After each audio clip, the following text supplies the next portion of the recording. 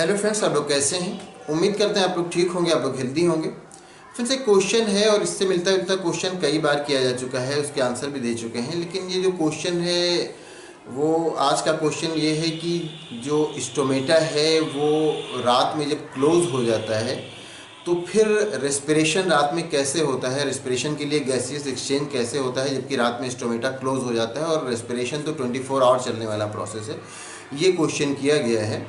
तो इससे पहले भी इससे मिलते जुलते क्वेश्चंस आ चुके हैं और इसके बारे में हम दूसरे वीडियोस में जब स्टोमेटा या रेस्पिरेशन के बारे में बात किया है तो इसके बारे में बात किया है। लेकिन यहाँ पर आपका सीधा सा क्वेश्चन है तो इसके बारे में फिर हम सीधा सा आंसर इसके बारे में दे रहे हैं कि जो स्टोमेटा होता है वो ओपन और क्लोज होता है। बिल्कुल ये बात सही है, नाइट में क्लोज रहता है, ये बात भी सही है। लेकिन स्टोमेटा के क्लोज होने का मतलब ये नहीं है कि बिल्कुल पूरी तरह से क्लोज हो जाता है।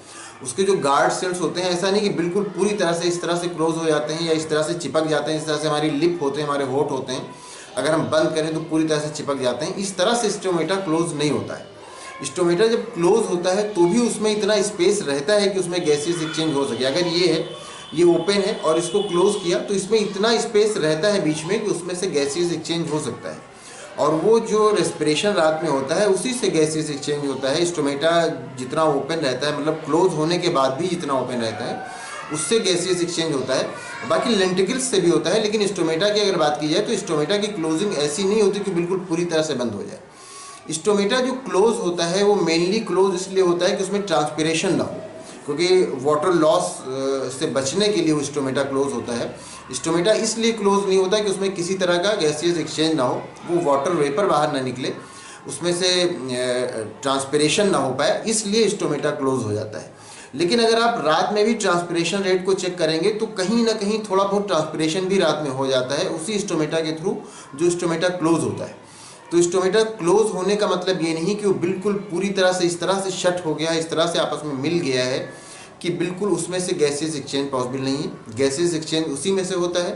रात में जो प्लांट ऑक्सीजन लेते हैं और कार्बन डाइऑक्साइड निकालते हैं रेस्पिरेशन में, तो वो उसी स्टोमेटा का यूज़ करते हैं। बाकी लेंटिकल्स का भी यूज़ होता है, लेकिन यहाँ पर आपने क्वेश्चन किया स्टोमेटा के बारे में, तो स्टोमेटा जो क्लोज होता है वो उम्मीद करते हैं आप समझ गए होंगे कि किस तरह से क्लोज होता है, और उम्मीद करते हैं आपको आपके क्वेश्चन का आंसर मिल गया होगा।